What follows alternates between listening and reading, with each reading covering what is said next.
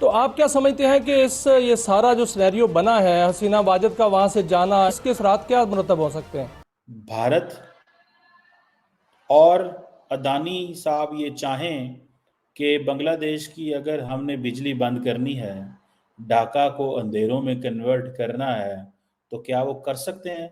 बिल्कुल कर सकते हैं। इसकी वजह ये है कि बांग्लादेश की economy integrated to Indian economy है, यानी वो बहुत सारे ऐसे एग्रीमेंट्स वहाँ दोनों कंट्रीज़ के बीच में हैं जिस पर डिपेंड करता है बांग्लादेश और उसकी इकोनॉमी। ग्रोथ रेट बड़ा अच्छा है, इन्वेस्टमेंट है, $40 बिलियन के फॉरेन एक्सचेंज रिजर्व है। बताऊं कि इंडिया तकरीबन $1 बिलियन की बिजली, $1 बिलियन की बिजली बांग्लादेश को देता है।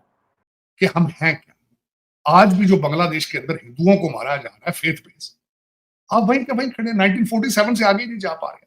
यानी कि बांग्लादेश को एक भारत का बिजनेसमैन चाहे तो अंधेरों में कन्वर्ट कर सकता है। ये है हालात। वॉशिंगटन पोस्ट में ये रिपोर्ट शाया हुई है कि भारत ने यूएस से कई बार बांग्लादेश के मुतालिक बात की। खबरें ये थी कि वो लंदन जा बसेंगी, अमेरिका चली बिल्कुल जाएंगी, सही। लेकिन वो कहीं नहीं गई। कॉम्प्लेक्स इंटरडिपेंडेंस, इसका मतलब ये है कि इस अंदाज से डिपेंडेंट होना कि आप चाहें भी तो एक दूसरे से जुदा ना हो सकें। यही वजह है कि अगर बांग्लादेश की इकोनॉमी को स्ट्रांग ही रखना है तो चाहे वहां पर कोई भी रूलर आए, उसको भारत के साथ अपने रिलेशंस अच्छे रखना होंगे। हेलो फ्रेंड्स, जय हिंद। हिंदुस्तान स्पेशल में आपका स्वागत है दोस्तों। आपको पता है दोस्तों, बांग्लादेश में हिंदुओं पर हमले को लेकर भारत ने अपनी चिंता जताई थी, लेकिन भारत एक और तरीके से बांग्लादेश के स्क्रू टाइट कर सकता है। बांग्लादेश में भारत से बिजली सप्लाई की जाती है। इसे लेकर अडानी पावर ने बांग्लादेश को अपनी सारी बिजली सप्लाई करने के लिए झारखंड के गोड्डा में नए कोयला आधारित बिजली संयंत्र का उद्घाटन किया था, जिसकी क्षमता 1600 मेगावाट है। पहले इस प्लांट में सिर्फ पड़ोसी देश को ही बिजली निर्यात की जा सकती थी, लेकिन बांग्लादेश में राजनीतिक जोखिम देखते हुए मोदी सरकार ने बिजली उत्पादन करने वाली कंपनियों को बड़ी राहत दी है। केंद्र सरकार ने बिजली आपूर्ति करने के नियमों में संशोधन किया है। इसके तहत अब बिजली उत्पादन करने वाली कंपनियों को देश में भी पावर सप्लाई करने की अनुमति मिल गई है। दूसरी तरफ पाकिस्तानी मीडिया ये चर्चा कर रहा है कि भारत जब चाहे बांग्लादेश को अंधेरे में डुबो सकता है, क्योंकि बांग्लादेश को बिजली भारत ही सप्लाई कर रहा है। दोस्तों, अक्सर मैं एक लफ्ज बोलता हूँ, कॉम्प्लेक्स इंटरडिपेंडेंस। इसका मतलब ये है कि इस अंदाज से डिपेंडेंट होना कि आप चाहें भी तो एक दूसरे से जुदा ना हो सकें। और आज का ये जमाना वही है। क्या भारत और अदानी साहब ये चाहें कि बांग्लादेश की अगर हमने बिजली बंद करनी है, ढाका को अंधेरों में कन्वर्ट करना है, तो क्या वो कर सकते हैं? बिल्कुल कर सकते हैं।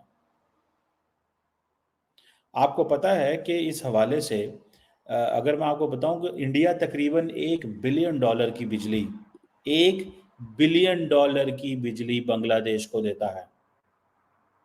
अब मोहम्मद यूनुस साहब जो हैं वो कोशिश कर रहे हैं कि किस तरह मैं इंडिया पे प्रेशर डालूं और हसीना वाजद जो है उसको वापस लाया जाए, लेकिन वो कहा जा रहा है कि नहीं कर पाएंगे। इंडिया की जितनी भी एक्सपोर्ट्स हैं बांग्लादेश के अंदर, उसमें से 9.3% जो एक्सपोर्ट है वो बिजली है, सिर्फ 2023-24 की मैं बात करूं।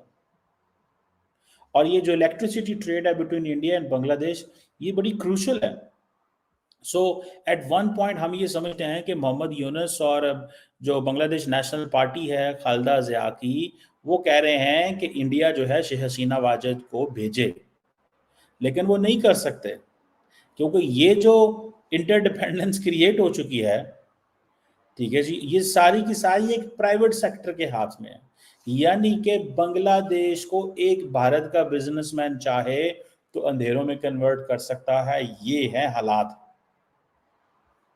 अब ये देखें, जो एक इलाका है भारत का जो जिसे बोलते हैं झारखंड, गोदा, ठीक है जी, वहाँ पे ये सारी की सारी जो इलेक्ट्रिसिटी का है, ये इलेक्ट्रिसिटी का पावर हाउस है, और बांग्लादेश वहीं से जाती है। इसीलिए कहा जाता है कि बांग्लादेश इसी वजह से there are so many things to be dependent on India, लेकिन ये वो चीज़ है जो अदानी साहब की $1 बिलियन की इलेक्ट्रिसिटी पावर एक्सपोर्ट है बांग्लादेश को, ये गोधा से होती है, गोधा पावर प्लांट। ये कहा जाता है ये SEZ है, स्पेशल इकोनॉमिक जोन है। ये 2019 में बनाया गया था और 100% इम्पोर्टेड कोल है। पाकिस्तान पे अक्सर तनकीद होती है कि पाकिस्तान बिजली बना के देता है, चाइनीज़ हमें बिजली बना के देते हैं इम्पोर्टेड कोल से। इंडिया भी बांग्लादेश को इम्पोर्टेड कोल से बिजली बना के देता है, क्योंकि बांग्लादेश ने वो किया ही नहीं हुआ। अब मैंने बताया $1 बिलियन की ये बिजली जाती है उनको, लेकिन अगर ना जाए तो हालात ख़राब हो जाएंगे वहाँ पर। और इसके ऊपर टैक्स एग्जेम्पशंस हैं। ये स्पेशली इंडिया ने एक लिवरेज क्रिएट की है। देखें जहाँ पे अदानी साहब आ जाते हैं वहाँ पे मोदी साहब भी आते हैं। इसकी वजह ये है कि बांग्लादेश की economy integrated to Indian economy है, यानी वो बहुत सारे ऐसे एग्रीमेंट्स वहाँ दोनों कंट्रीज़ के बीच में हैं जिस पर डिपेंड करता है बांग्लादेश, और उसकी इकोनॉमी बहुत स्ट्रॉन्ग होती है। यही वजह है कि अगर बांग्लादेश की इकोनॉमी को स्ट्रॉन्ग ही रखना है तो चाहे वहाँ पर कोई भी रूलर आए, उसको भारत के साथ अपने रिलेशंस अच्छे रखना होंगे। और मैंने सिर्फ यही नहीं कहा था, ये तो शायद बहुत सारे लोग कह रहे हो, लेकिन अगर आप मेरे पिछले प्रोग्राम्स उठाकर देखें, मैंने ये कहा था कि आप देखेंगे कि बहुत जल्द बांग्लादेश की तरफ से राब्ता किया जाएगा इंडिया के साथ, और वही हुआ। इंडिया के साथ राब्ता किया गया है, और ये राब्ता कोई छोटी खबर इसलिए नहीं है कि ये पहला बड़ा हाई लेवल कॉन्टैक्ट है बांग्लादेश की नई इंटरिम गवर्नमेंट का किसी और गवर्नमेंट के साथ, किसी और कंट्री के साथ। तो बांग्लादेश में जो पहला रूलर, उस सब प्रोटेस्ट और एक जो कुछ हुआ हसीना के आउट होने के बाद, तो जिस कंट्री से उन्होंने कांटेक्ट किया है वो इंडिया है। इसकी ये तो सिग्निफिकेंस अपनी जगह पर है, लेकिन मैं आपसे जो एक और स्टोरी अभी शेयर करूंगी इस टॉपिक के बाद, इसी से रिलेटेड है। वो ये कहा जा रहा है कि वॉशिंगटन पोस्ट में ये रिपोर्ट शाया हुई है कि भारत ने यूएस से कई बार बांग्लादेश के मुतालिक बात की।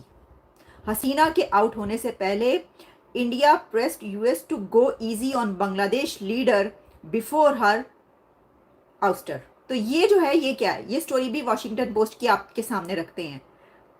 एक तो ये, इससे ये पता चलता है कि भारत कहीं पर भी धड़ल्ले से बात कर सकता है, वो जो बात करना चाहता है। लेकिन पहले हम ज़रा ये जो कॉल आई है उनको, मोदी साहब को, इसके ऊपर बात कर लें।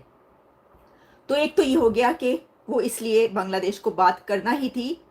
ना सिर्फ ये कि ये वाली हुकूमत, बल्कि इस इंटरिम गवर्नमेंट के बाद जो हुकूमत आएगी उसको भी ताल्लुकात बेहतर रखने पड़ेंगे इंडिया से, अगर वो अपनी इकोनॉमी को स्ट्रॉन्ग रखना चाहते हैं। इंडिया के तरफ से ये सब करने के लिए क्या स्टेप्स हमें नज़र आए, क्योंकि वहाँ पर माइनॉरिटीज़ अंडर अटैक थी। एक ऐसा क्राइसिस बन चुका है जिसमें हिंदुओं के ऊपर वहाँ पर बहुत ज़्यादा अटैक्स हुए, अहमदीज़ के ऊपर भी अटैक्स हुए। तो माइनॉरिटीज़ को सेव करने के लिए भी